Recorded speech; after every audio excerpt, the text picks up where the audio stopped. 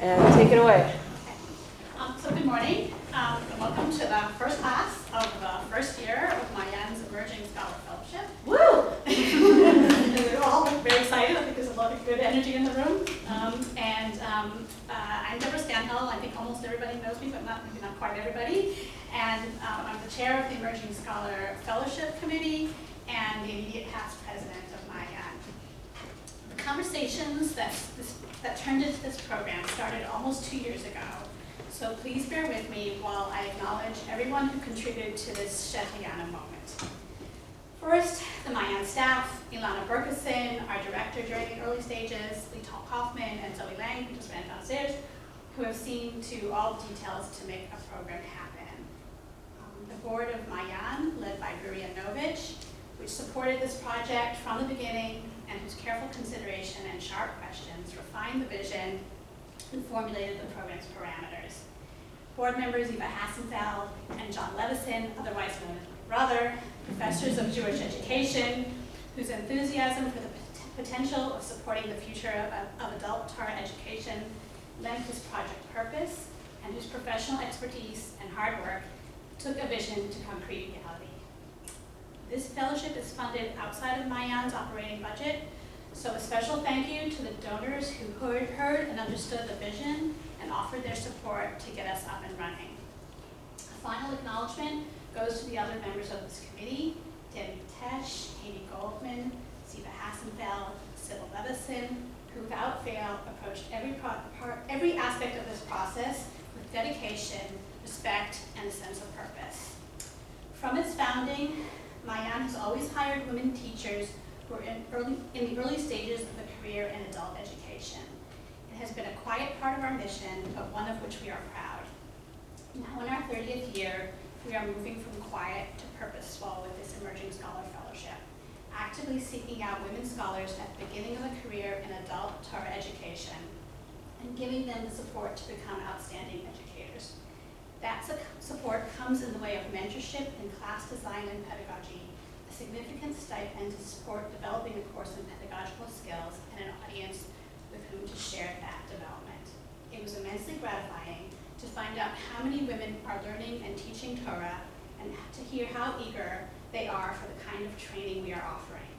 Miriam, Zami, I always mispronounce your last name, you'll teach me, impressed us with her scholarship, with her passion for learning, with her skills as a teacher, and with her vision for her future. Sarah Wolkenfeld, Miriam's mentor for this class, unfortunately had a family loss and couldn't be here, and we offer her our nichumim. More about Sarah, our other mentors, and the program as a whole can be found briefly on your handouts with much more information on the Mayan website. It is my great pleasure to welcome Miriam Zami to Mayan.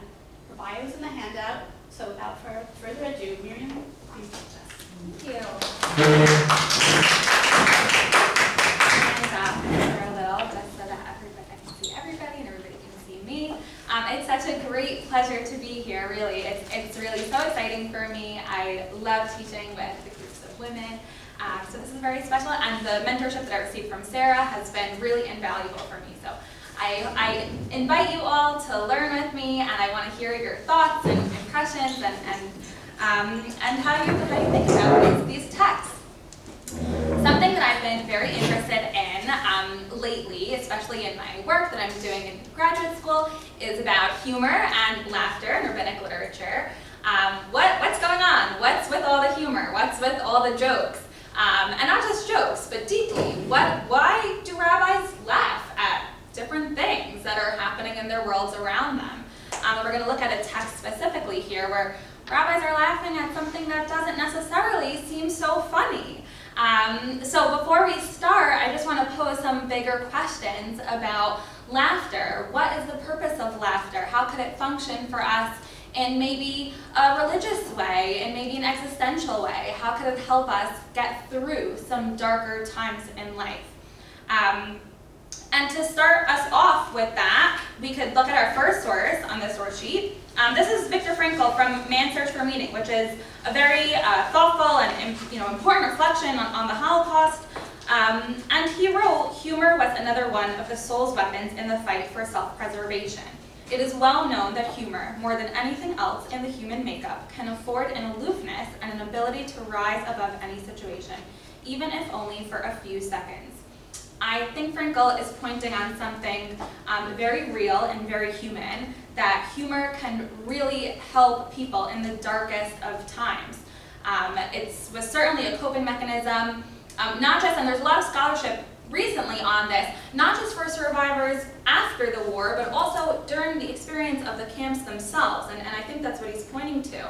I think all of us can think of times in our own lives or in lives of family members where humor and laughter really afforded us a sense of self and an ability to rise above our situation in a very dark moment, and in certain tragedies and struggles that we have, and I think that is what Frankel is pointing to here. On the other side of this, however, is that, okay, humor can have a psychological function, but it's not a religious experience. It should be left out of the religious experience. And we actually have a lot of texts in rabbinic literature that, kind of speak to that effect. You're not supposed to pray, you're not, in a state of sichok, in a state of laughter or levity. There's other times where it seems like laughter is almost opposed to halacha or a rigorous halachic experience. And even more from a philosophical standpoint, it might seem that humor and laughter is not really part of our religious experience. So I think this position could be summed up by the 20th century theologian Reinhold Niebuhr in source 2. He was a Christian theologian, so the Christians, even more so than Jews, are not really into humor. So he writes, "Laughter must be heard in the outer courts of religion, but there is no laughter in the Holy of Holies. There, laughter is swallowed up in prayer and humor is fulfilled by faith. If we persist in laughter when dealing with the final problem of human existence, when we turn life into a comedy, we also reduce it to meaningless." So Niebuhr actually, more so than other theologians, especially Christian theologians at the time, he actually did, kind of give humor and laughter a place in the religious experience, but he says it only extends so far. It is not going to be in our Holy of Holies, he said, right? The Kodesh HaKadoshim. It is not in the most important, significant places of the human experience, because why? Because it turns life into a comedy. It reduces it to meaningless. By show of hands, how many of you might agree with this sentiment? Oh, great. Much easier for me to do my job today. Oh, yeah, we have a few over here, yeah. What he's saying is that, if you take it to the extreme and you turn life into a comedy, there's a difference between finding joy, happiness, sunshine, and turning life into a comedy. And there's a time and a place for joking. I don't think that this class is about making jokes. Yeah. Right? It's not like not who's there. It's not like jokes. Right. But it's happiness equals. Great. Great. I think you're right. I think that he's pointing to something important that we might all agree with, that there is definitely going to be a point where it extends too far, where really it's not appropriate. I think he would draw that line a little bit, he'd be less tolerant of laughter than we're going to see the rabbis are. But I do think that you're definitely right and you're spot on, that there is always a time and place for things. Did you want to also add? Well, I will say, using the Holy of Holies Yeah. as an image, it's hard to imagine a Kohen Gadol on Yom Kippur going into Kodesh HaKadoshim and laughing. Right. Exactly. That just doesn't seem like that's not what's going But on. on the other hand, you have Mara Kohen when he comes out. Right, so time and place, right? Right. Well, Yom Kippur also happens to be a very happy day of the year, the Mishnah says, right? That's the day that Shidduchim happened. That's when boys and girls met. And they all talked to each other and wore white. So it was also a very happy day. But yes, it seems a little irreverent, like a little weird, right? We're not going to be making such a... You go through this whole, the Kohen Gadol going through, he doesn't necessarily, it's not necessarily referring to Kodesh HaKadoshim, but that you're phrasing it in that maybe in that mind. And then, the whole process that he goes through with it, trembling and awe and the fear of making one tiny mistake. I can't imagine that humor. Yes, when you come out, the lightness of the reprieve of having made it through that awesome in the most awe-inspiring sense, would mean that there was light and joy and happiness. But I think must have been fear and trembling. Yes, definitely. Fear and trembling for sure. And Yes. also, I like, you know, Negro, not being Jewish, he's not good at all of the little subtleties. Now, the thing is that, you know, you say laughter, and it's not such a broad, I mean, there's comedy, there's farce, there's irony, there's witticism, there's happiness, you know, like for all of Sukkot, you know, the joy and the happiness, and so there's a difference between that kind of joy and laughing and the irony of the situation and making something into a farce that's absolutely ridiculous. And obviously you don't want to make religion, it's not ridiculous, it's not dumb, it's not silly, it's not to laugh at like that.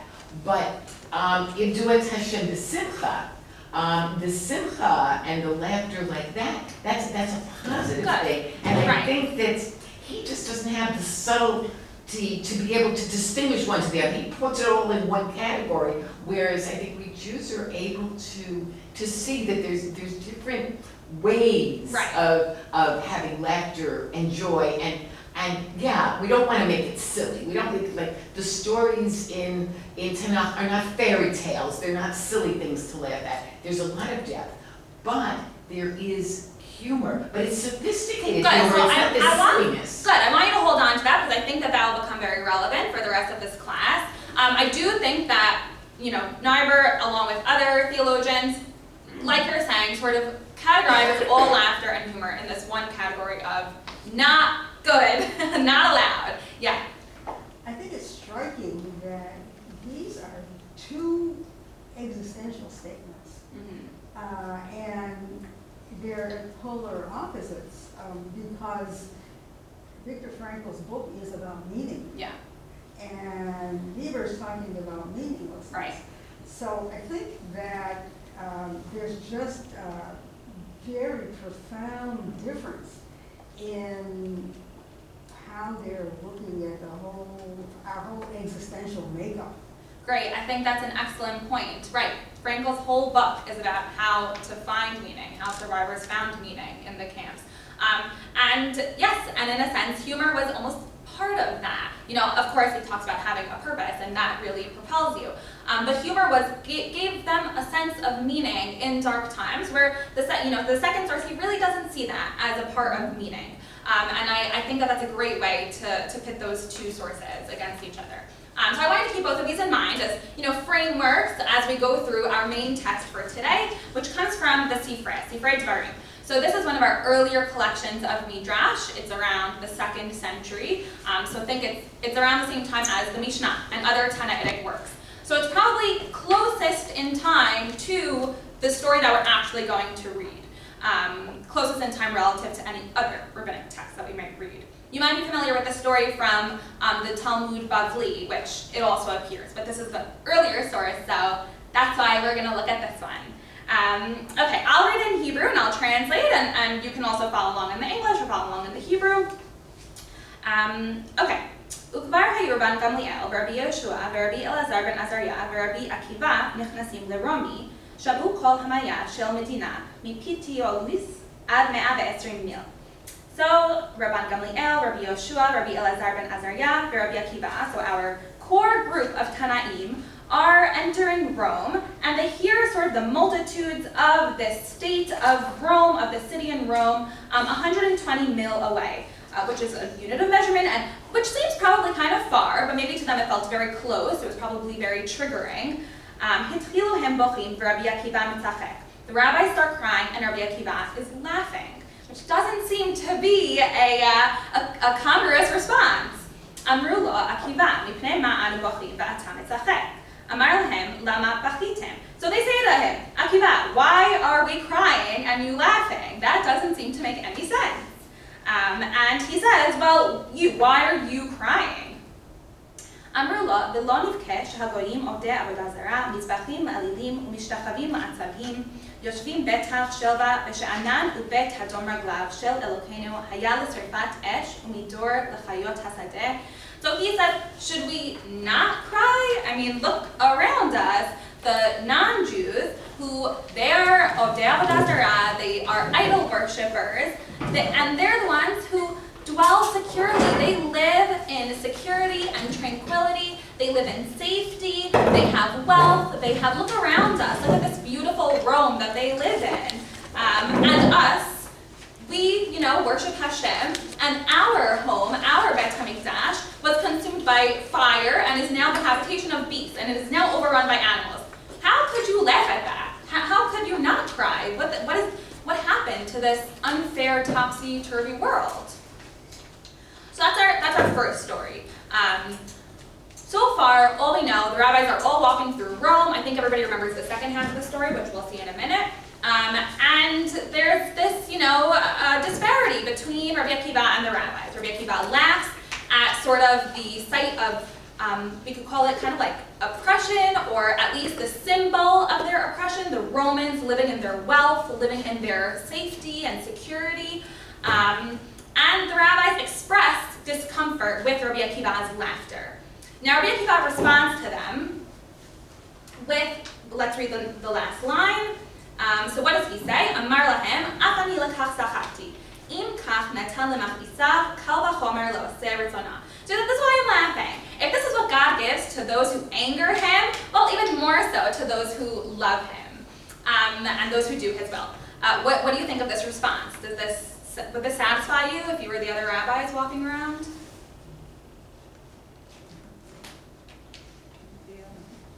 Seeing some shaking heads? No, I don't think so. I wouldn't be so satisfied with this either. And I don't think the rabbis are either, because why? It doesn't record their responses.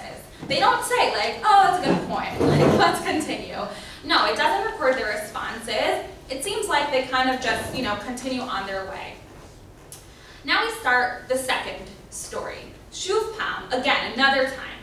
Shuv Pam achat, hayu olim liYerushalayim. So now they're going up to Yerushalayim, to Jerusalem. They're not in Rome. They're in their home. Hagiu litzafim karu bigdehim. So they get to Har Tzafim, from which they could see the ruins of the Bet HaMikdash, and they tear their clothes. Hagiu lahar habayit. They get to the actual Temple Mount. Vera'u shu'al yotzeh mibet kodesh hakedoshim. Hitchilu hem bochim v'Rabbi Akiva mitachek. They come to the Temple Mount, and they see a fox running out of the building of the Holy of Holies, the ruined Holy of Holies. And they begin to weep, and Rabbi Akiva laughs. Amru lo, Akiva le'olam ata mitameh she'anu bochim ve'ata mitzachek. So they follow from the previous story. They say, you're always laughing while we're always crying. You always astonish us, mitameh, where we're confused by you. So again, he's asking, why are you laughing and we're crying? And again, Amar lahem va'atem lama bechitem. So he says to them, okay, well, why are you crying? Amru lo, lo nivkeh al makom shekatuv bo, v'hazar hakarev yimat, הרי שועל יוצא מתוכו עלינו נתקיים, על זה היה דובה ליבנו, על הר ציון ששמם שועלים הלכו בו. It says, should we not cry when a fox emerges from the place of which it is written, this pasuk in Bamidbar, and the commoner that encroaches it shall be put to death, meaning this place that was so holy that could make somebody die, and now it's ruined. Like, should we not cry at that? And even more so, we have in Echad the description of a desolate Bet HaMikdash when foxes are going to run through it. We read it on Tisha B'Av, and it's very, it's emotional to read it. And they're saying this is coming to life in front of us. What we read in the book of Echad happened. It's right there. And we shouldn't cry. It was fulfilled in our lifetime. So clearly, they're not satisfied with Rabbi Akiva's previous response. I was just suggesting before that they weren't satisfied with it. But now we know for sure they weren't satisfied with it because they asked him again, why are you doing this again? And here the conversation is already a little bit different than the first one. So far, how is it different? Anybody could just call out. What do you see that's a little different? They're quoting from. Great. They're quoting Pisukim. Yes, that already the conversation has a little bit of a different turn. So keep that in mind as we continue. So he says, let's see, Amar lahem, afani lekach sachati. So he says, okay, well, this is why I laughed. Harehu omer ba'ida li edim ne'emanim et Uriah HaKohen ve'et Zechariah ben Yivarchayahu.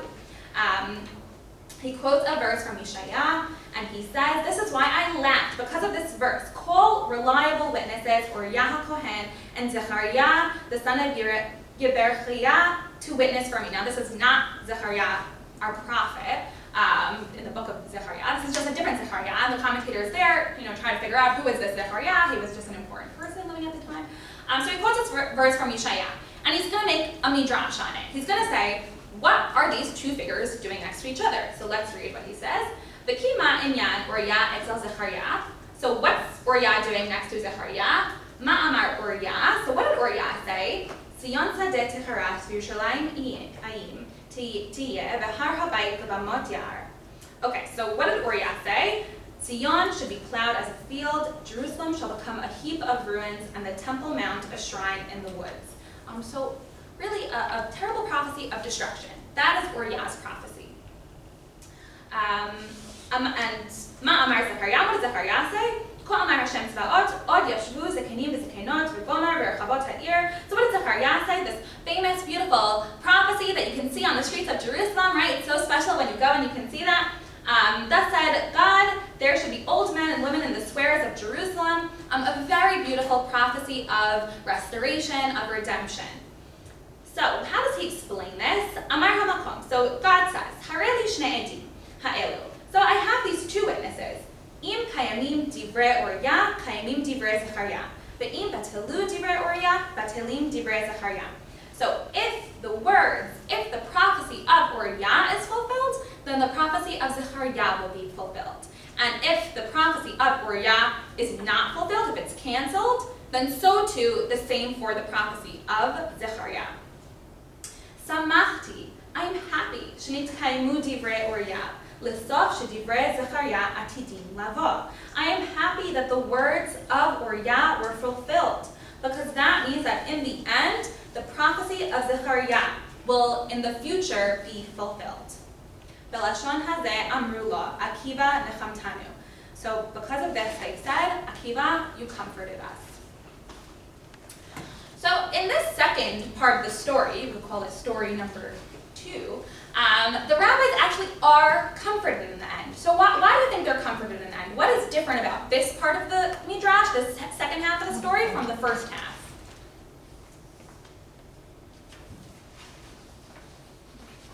The quotations. The quotations.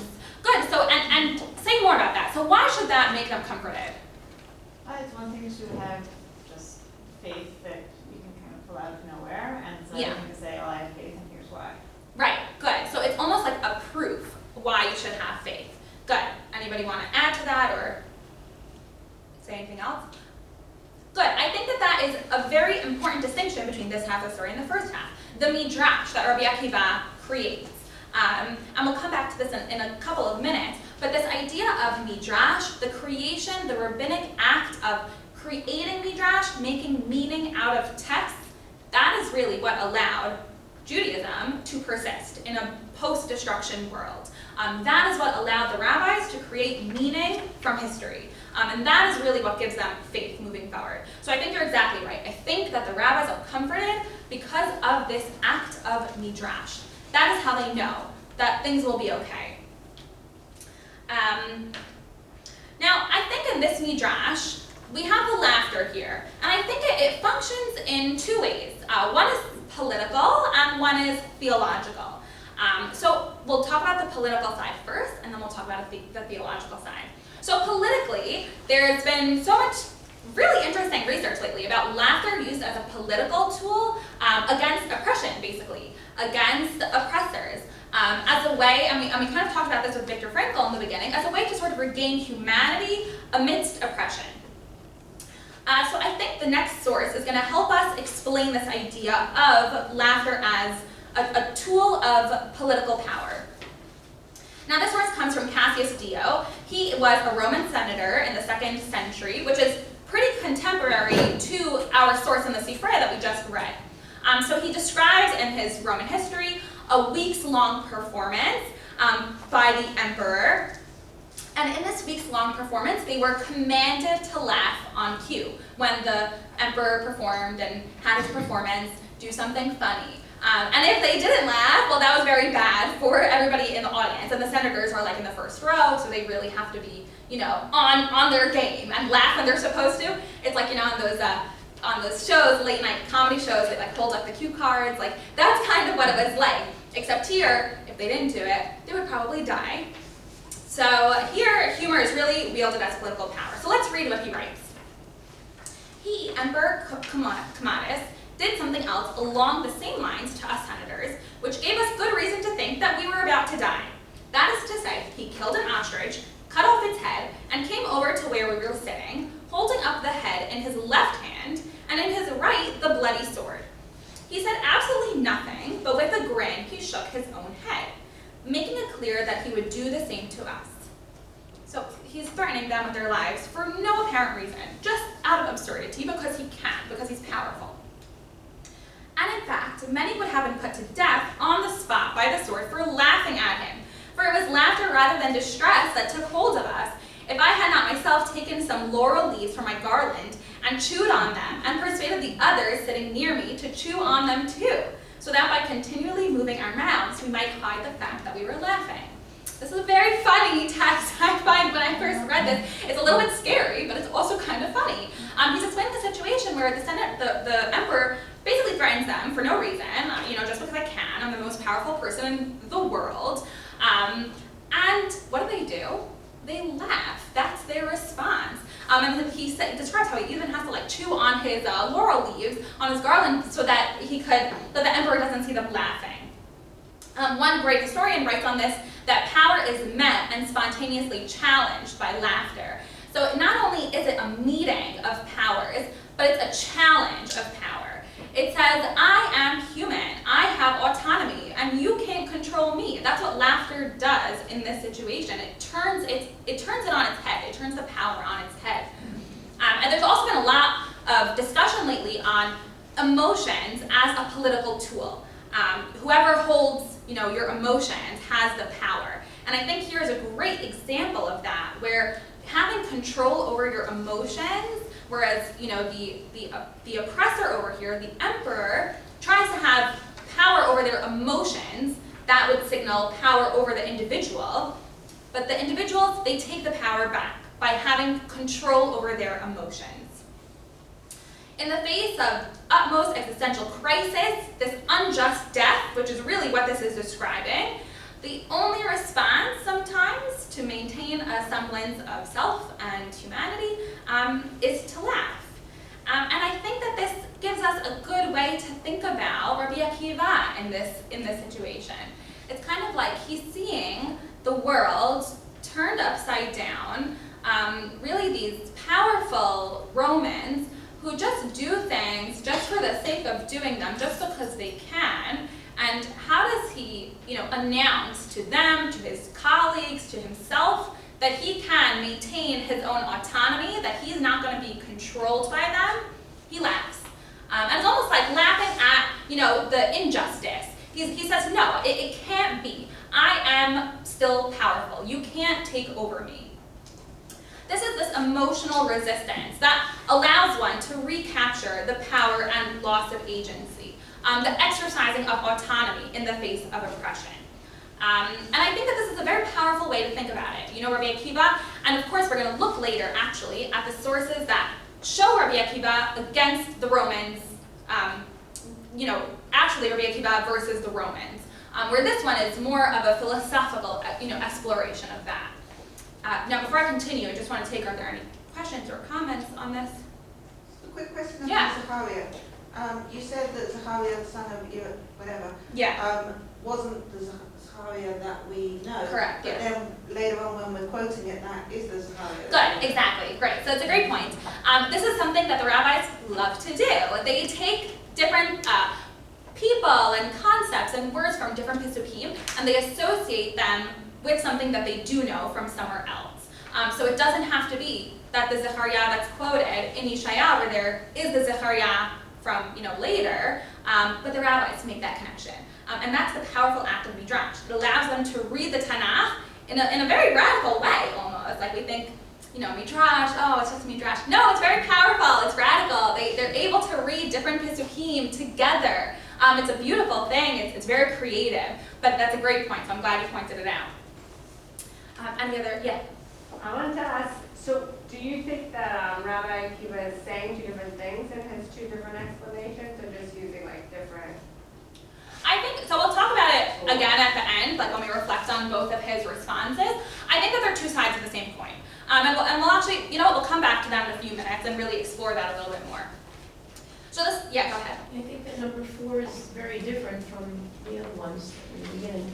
Because in number 4, the emperor is using laughter to torment. He's using laughter in a nasty, negative Yes. way. And And like the Nazis did, you know, they Right. do something, you know, and they laugh. That's not real laughter. right, and what does Cassius Dio, the senator here? He turns the laughter on its head, and he laughs a way to reclaim the power for himself. So the emperor is making him laugh, but he laughs when he's not allowed to. He laughs when he's not supposed to, as a way to show that he has control over his emotions. He can do what he wants. He's a person. Which is to say that sometimes we have to control our laughter. It's Yeah. not always appropriate. It's not always appropriate, but sometimes when you laugh when it's inappropriate, it actually shows that you have power over yourself. Especially when it's, used as a political tool. Now, the second side of this coin of laughter as a political tool is, I think, laughter being used as a theological tool.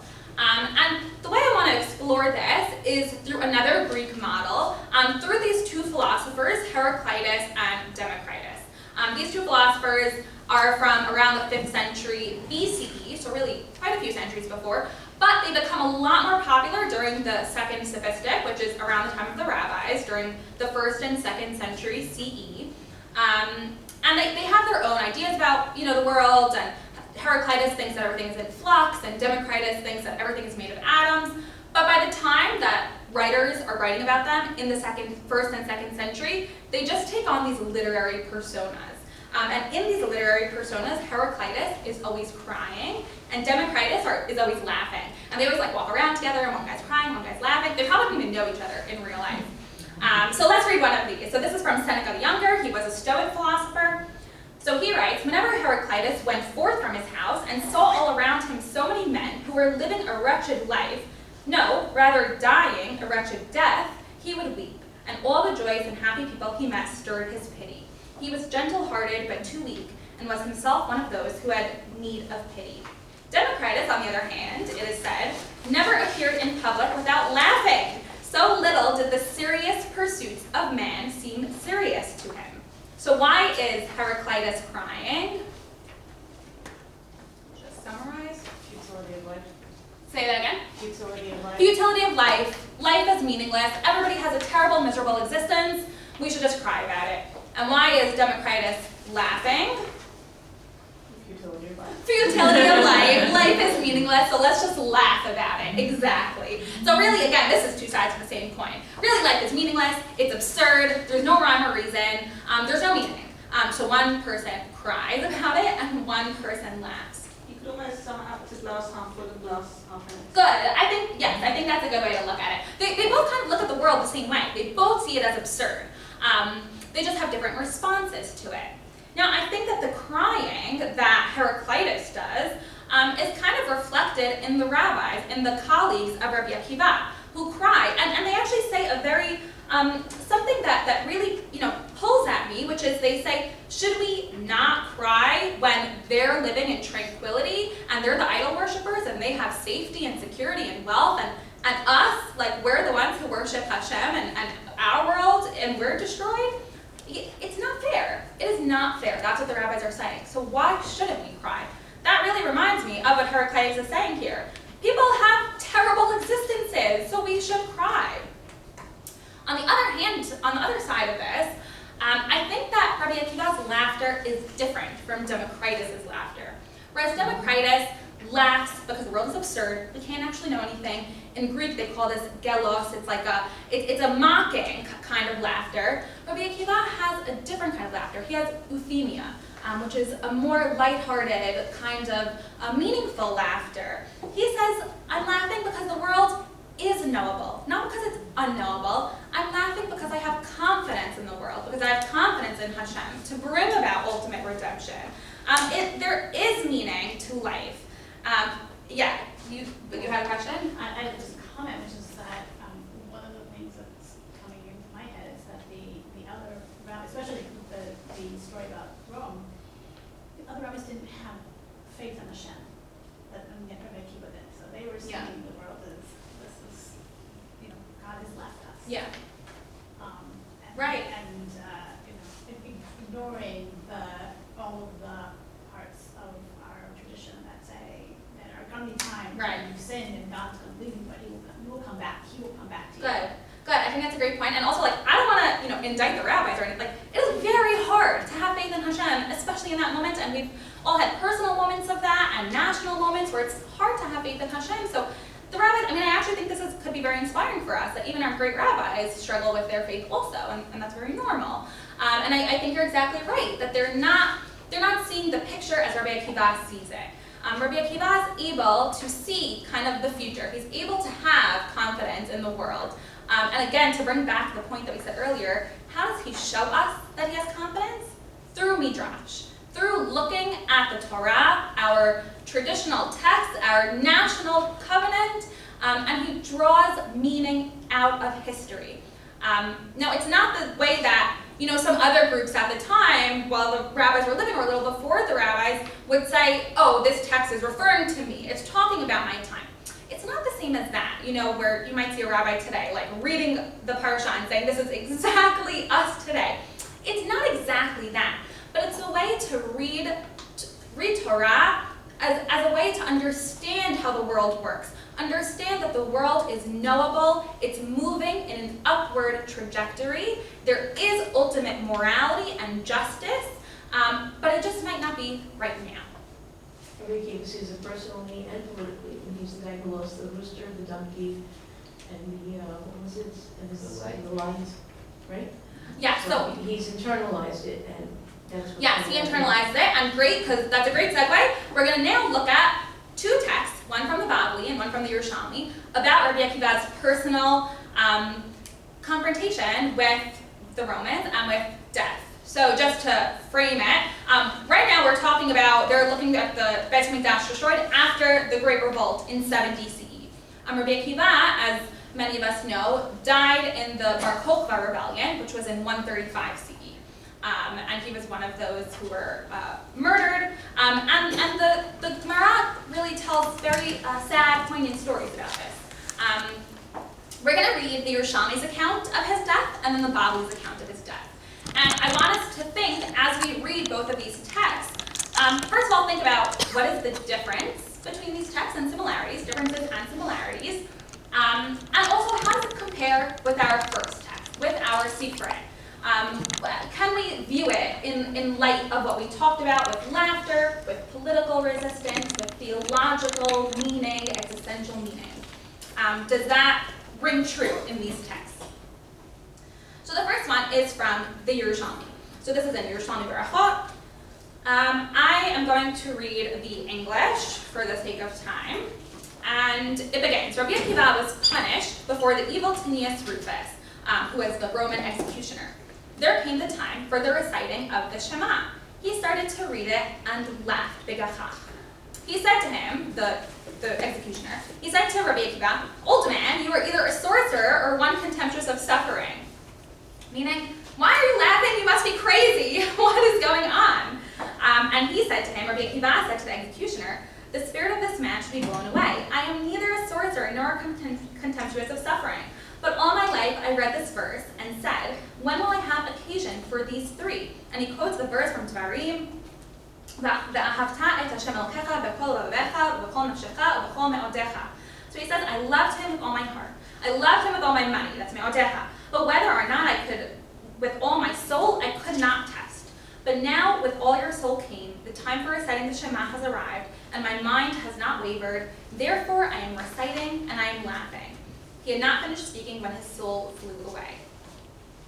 Now here we have, just like in the Sifrei, the laughter. And it's not just, he's walking through the temple ruins and he's thinking about it and he's thinking about the nation. He is in his final moments on earth. He is face to face with the executioner and he laughs. Do you see this as, okay, that's a leading question. How do you see this as an expression of political power based on what we talked about before? Well, it's certainly a way of saying you think triumphed over me, and Yes. that you haven't. Great. You think you have it over me. You think that, okay, just because you're about to kill me, even in the moments of death, but no, I still have my humanity. And he laughs. And not only does he laugh, he cites his most famous midrash, I would say, probably the midrash that every kid learns about Shema, that Rabbi Akiva is famous for, that you have to love God with all these three things. And he's able to actually fulfill his own act of midrash in his last moments. Also, there are exemptions for saying Shema, and the exemptions halakhically hinge on if you are tired, like if you have something that is distracting you, that you wouldn't say Shema. So like the famous case is a man is exempt from saying Shema after marrying in some situations. So it seems interesting that like he's not even distracted. Like his laughter seems more tied to something divine if he still feels he's capable of saying Shema in this moment. Right, and not only is he not distracted, this is what he's been waiting for. Like this is what gives him kavanah in this moment. This is what gives him intention in this moment. I think it's interesting that his response is laughing specifically as opposed to some other positive response. You could understand a response that said, I feel that I've accomplished everything one could possibly accomplish in life from a theological point of view because I am making the supreme sacrifice. And so I feel some kind of satisfaction or some kind of inner happiness, which wouldn't necessarily be laughter. Right. So I think laughter actually changes the character Great. of his response. I feel like I planted you there because I want you to keep that in mind when we read the next source in the Bavli. This is going to be another version of this story of Rabbi Akiva's execution. And so keep that comment in mind, and keep in mind what we just read in the Yerushalmi. And I want us to compare it. So again, I'll read it in English and look at the Hebrew. So they say, when they took Rabbi Akiva out to be executed, it was time for the recitation of the Shema. He was directing his intention, Hayam Kaven Da'atah, he was directing his intention that he should accept the yoke of heaven with love, be'ahava. And I included in the printed edition, this is based on one of our more reliable manuscripts, but in the printed edition, if you just open up the Gemara, it says, and they were raking his flesh with iron combs, and he was accepting upon himself the yoke of heaven. So really even more like gory and poignant and really heart-wrenching to read. So he's accepting, right? He was accepting the yoke of heaven with love. His students said to him, our teacher, even now, they say, Ad Kan, Rabbeinu Ad Kan, and he said to them, all my days I have expounded the verse, love God with all your heart and soul, even if they take your soul. כל ימי הייתי דורש את המקרא הזה, ואהבת את השם אלוקיך בכל לבבך ובכל נפשך, אפילו שנוטלים את נפשך. And now that it has been afforded to me, shall I not fulfill it? They say he had not finished the matter until his soul left on the word one. Okay, so I'll just pause here. What's the major difference between this and the Yerushalmi? The students as opposed to the executioner. Oh, great. So the students as opposed to executioner, good, we'll come back to that. There's no laughter. He doesn't laugh. He accepted the ahava, and I think that that's exactly the point that was made, that you made about there's other ways to do it. He could just be content, and I think that's what the Bavli, that's the sentiment that it's expressing. He's content, he's not just content, he's happy that he's able to fulfill this mitzvah and his midrash, but he's not laughing. And I think it's connected to this point that the executioner is not here. The students are here. In the Bavli, it's more of a drama. It's a political drama. The students are there. They're watching their teacher. It's almost performative, but it doesn't have the same political meaning. He's not toe-to-toe with the Roman executioner. We don't even see him there. We don't know who he is.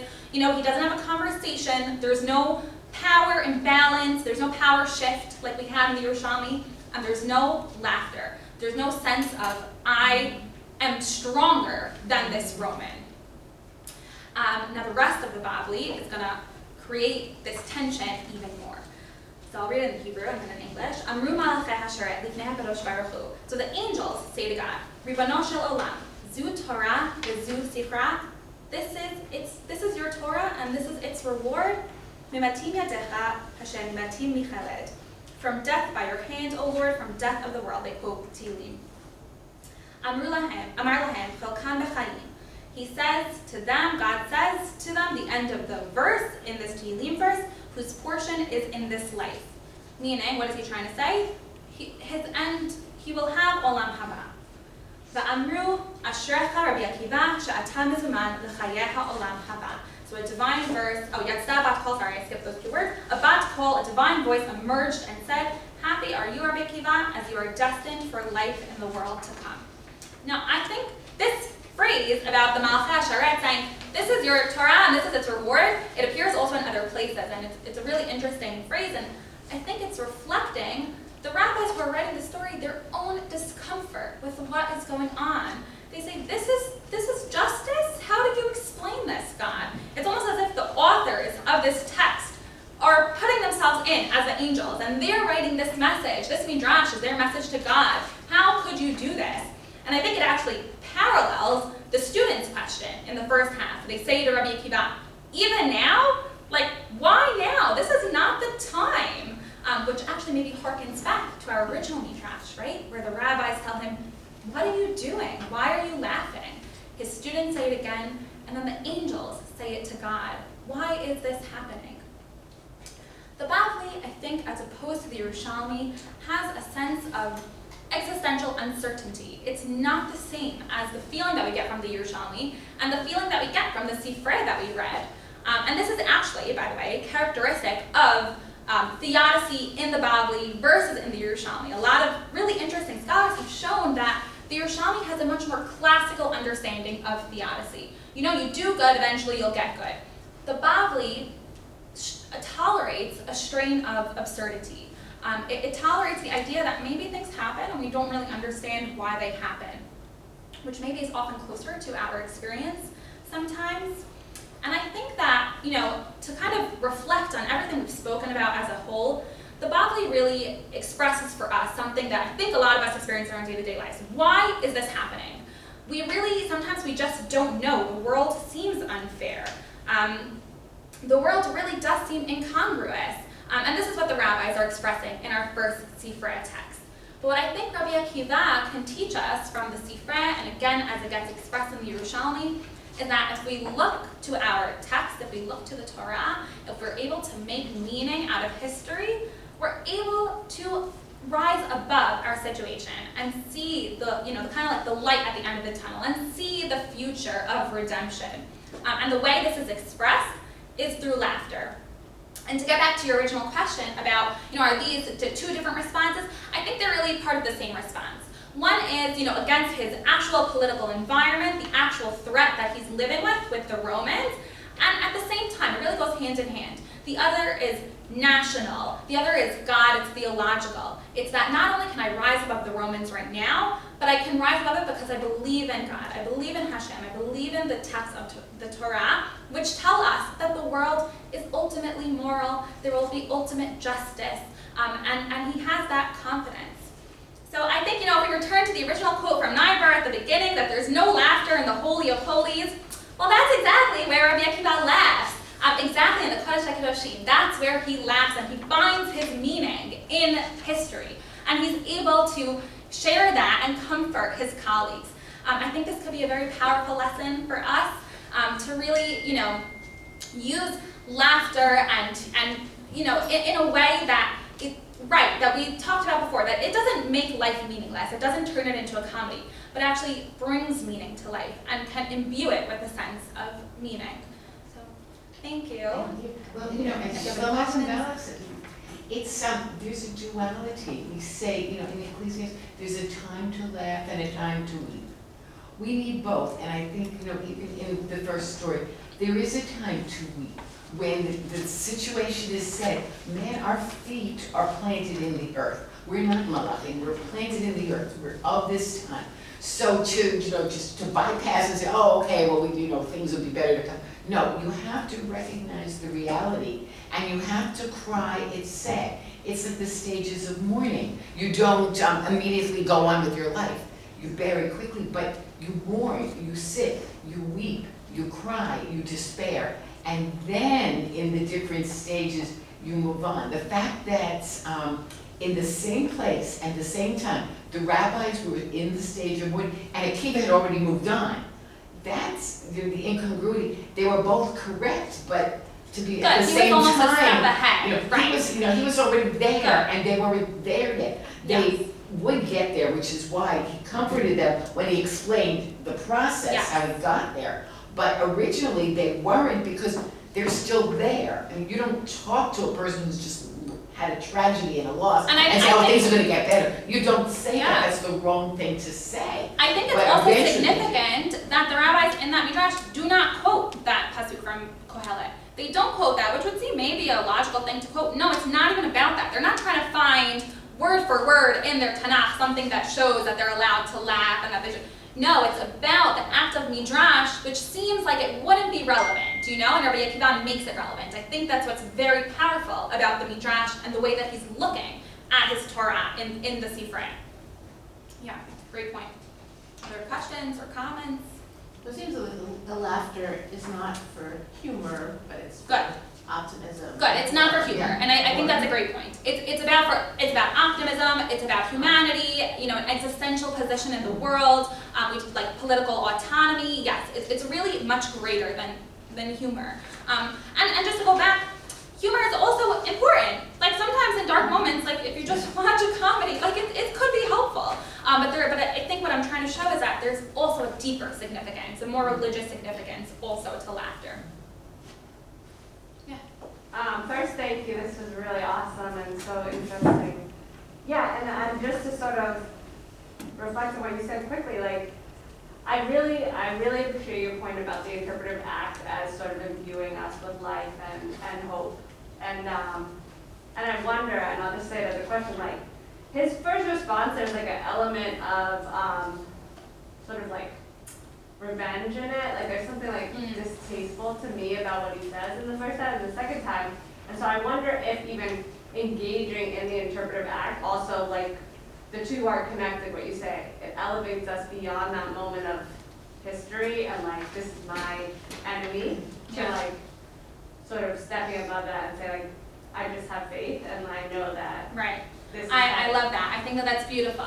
In the first part of the story, right, Rabbi Akiva, he doesn't engage in text, and it becomes, like you're saying, almost a little distasteful. Yeah. Like it's vengeful, and it's like, well, they're gonna fall in the end. But you're right, engaging in text allows him to see beyond that, beyond the present moment, and see it kind of on a world stage, on this, you know, the universe, how the universe is going. I think that's a great point. Thank you. Thank you.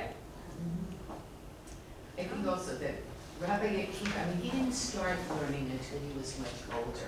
I think he's older than the other rabbis and had more life experience and that's why he said a different stage of life. When you see a tragedy when you're 40 years old, it hits a certain way. When you see the tragedy when you're 80 years old, the same tragedy, your reaction isn't going to be the same because of your life experience. Well, I will say, I don't think he's older than the other rabbis. I think Rabban Gamliel is probably the eldest. But what I will say is that Rabbi Akiva, of all the rabbis in the entire Gemara, he is the most associated with Midrash. With this act of, you know, we have that famous story where Moshe goes down to the Beit Midrash, Rabbi Akiva, and he sees him tying the crowns. That is Rabbi Akiva in a nutshell. He is the one to darshan every letter, every word. He is the one where Midrash, most associated with Midrash. I don't think it's an accident that he's the one in this story to give the rabbis that sense of meaning through Midrash. All right, thank you. Thank you so much, Miriam. So, and thank you everyone for coming. I'm Zoe Lang. If you didn't get a chance to meet me before, I am the director of Mayan, and it's so wonderful to see so many of you here today in such an active and engaged conversation, so thank you. We are very fortunate to have Miriam returning, God willing, 3 more times, you know, COVID willing and God willing, all these things. So we're looking forward to that. If you did not get a bookmark, please help yourself to, we have lots, we have extras, help yourself to 2 to 3, 5 if you want. It has the remaining dates for the other emerging scholar classes, so those are the dates that Miriam will be joining us here in Boston again. Are they all going to be here? No, so the next class will be in Newton. where in Newton is a great question, but it'll be in the vicinity of Sharai, in that area. We're still working out the details of which shul exactly, but it'll be in that general vicinity, so we will have the details on that soon. If you have any questions about this or other Mayan programming, we have 2 new classes starting tomorrow. We have one with Raquel Danziger, which is on the Joseph story and the idea of forgiveness and how one can really forgive after such a transgressive act takes place within a family. We also have a class starting with Rabbi Noah Chesses tomorrow night on Zmirot Shabbat, which should be really great, and we would love to see you at that one. Please let me know if you want any more details about either of those. Wonderful to see so many familiar faces, so many new faces all together, and I hope to see you at future Mayan events. So thank you. We have refreshments for you. Everybody's welcome to stay and schmooze and get to know Miriam a little bit more. Sure. So, Thank you so much for welcoming me into the community. It's such a pleasure to be here, really, and wonderful to be speaking with Mayan. and also take a bookmark. I'm very